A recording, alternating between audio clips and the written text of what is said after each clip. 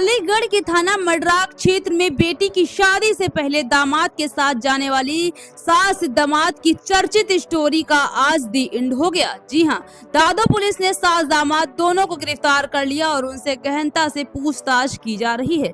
आपको बता दें कि दादो थाना क्षेत्र के एक गांव के रहने वाले युवक राहुल का विवाह समारोह थाना मडराक क्षेत्र की रहने वाली युवती सोनम से तय हो गया था।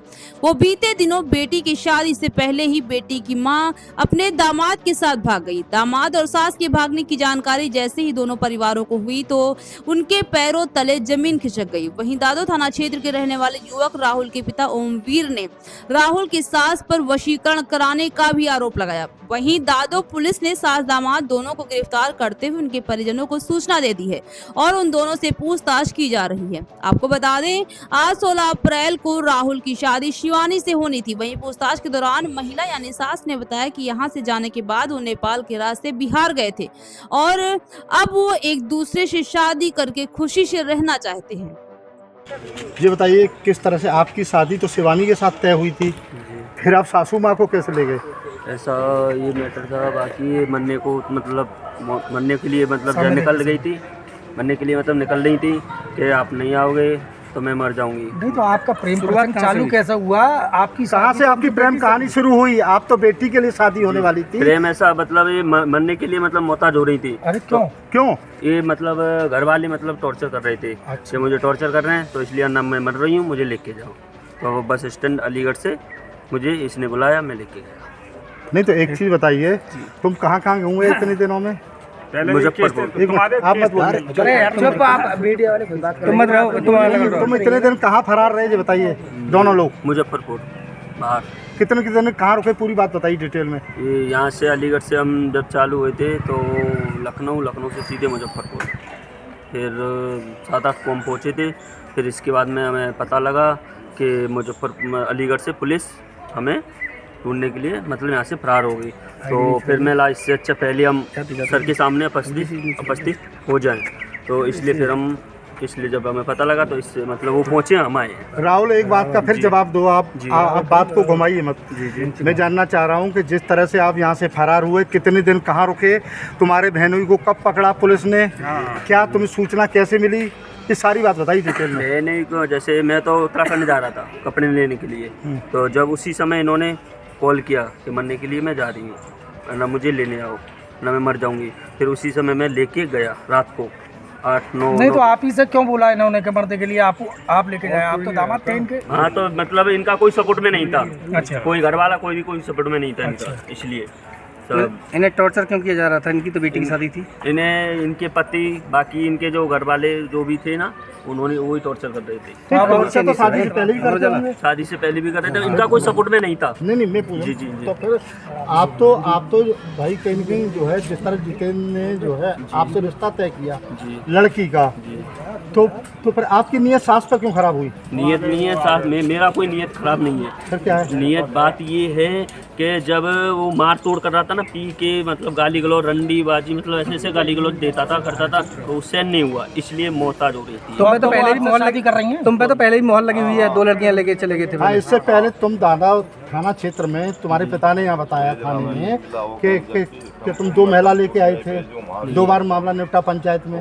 ये वो मतलब वहाँ एक महिला के साथ में हुआ था। बाकी कौन महिला थी, नाम बताओ पूरा उसका। होशियारी नाम थी उसकी। यारी कहाँ की थी? हरदोई। अच्छा, कितने दिन रही तुम्हारे साथ? रही एक भी दिन नहीं। फिर बाकी मैटर वहीं पंचायत द्वारा। और दूसरी महिला कौन थी? दूसरी हाँ, 2 महिला बताएंगे। नहीं, एक ही थी। अब आप शादी करेंगे दिनेश चंद नाम है मेरा, कास्ट मनोहरपुर का नाम रहने वाला हूँ। ये जो मेरे छोटे भाई की औरत है, पड़ोसी की, जितेंद्र की, सब हम इसको रखना नहीं चाहते हैं। जितना सामान लेके गई हैं, जितना हमारा सामान वापस देना चाहिए। लड़की की शादी थी, बेटी की, बेटी से सब उद्धार होना चाहते हैं। मैंने भी अपनी बेटी की 2 शादी करी हैं।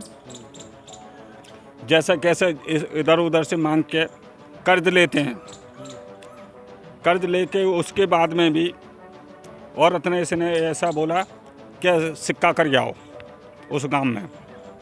तो सिक्का करने हमारे चाचा जी गए, सिक्का कर गए। उसके बाद में लड़की की कार्ड बट गए, पीढ़ी चिट्ठी भेज दिया। तो लड़का जितेंद्र सिंह ने अपना इंतजाम करके पूरा रखा, कैश भी रखा था, जेवर भी था।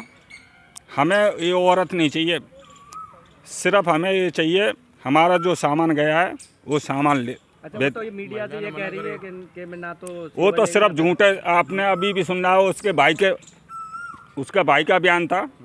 हमें वो औरत का सिर्फ झूठ की बात है। नहीं, महिला का तो ये कहना है कि 200 रुपये और एक मोबाइल लेके गई। ना साहब, ये तो झूठ की बात है। उसके भाई ने कहा था हमारे साथ जितना सामान गया है हमें महिला रहना चाहती है उसी लड़के दामाद के साथ ही रहना तो उसके साथ जाए, हमें सामान मिलना चाहिए। तो कहना नहीं चाहिए, बहुत शर्मिंदगी वाली बात है कि मैं उसको बहन कह रहा हूँ, क्योंकि बहन कहने लायक तो अब है नहीं। अगर जो बहन कहने लायक होती तो हमारे जीजाजी के साथ रह रही होती। तो आज ये पकड़ी गई हैं, पुलिस लेकर आई है, आप क्या कहना चाहेंगे इस पर? जब पकड़ी गई हैं तो अब ये देखो उसकी इच्छा है, जैसे अगर वो जो भी पैसे लेके गई है घर से और जो भी जेवरात लेके गई है, आप लोगों को, सब लोगों को मालूम है और पूरे हिंदुस्तान को भी मालूम है इस बात का। लेकिन जो पैसा और चीज़ जो जेवरात लेके गई है वो तो मिलना चाहिए। और दूसरी बात ये है, जो इन्होंने घिनौना काम किया है दोनों ने, उसके ऊपर भी थोड़ी सुनवाई होनी चाहिए। पर महिला का तो ये कहना है कि कोई जेवरात नहीं लेके गई है, ना पैसा लेके केवल मोबाइल इस चीज़ का गवाह मैं हूँ, क्योंकि मैं उसका भाई हूँ, मुझे मालूम है जेवरात कितना था कितना नहीं था। और कभी भी एक भी रुपये से कभी भी दुखी नहीं रही है, क्योंकि मेरे सामने मेरे जीजा जी गुटखा खाते हैं तो गुटखा के लिए भी इसके पास से पैसे लेके जाते थे। अच्छा, इन्होंने जैसे आरोप लगाया है कि वो शराब पी करके पीटते थे, ऐसा मैंने कभी नहीं देखा, क्योंकि मैं यहाँ पे 2-2, 3-3 महीने, 6-6 महीने रह के जाता हूँ। ऐसा मैंने कभी नहीं देखा। ये खाली झूठ पे झूठ बोला जा रहा है और कुछ नहीं। अच्छा, तो ये अब आप अपनाएंगे या नहीं अपनाएंगे? आप देखो, मेरी एक ये गुजारिश है आप लोगों से और पुलिस वालों से कि मैं खाली उन लोगों से 2 मिनट बात करना चाहता हूँ।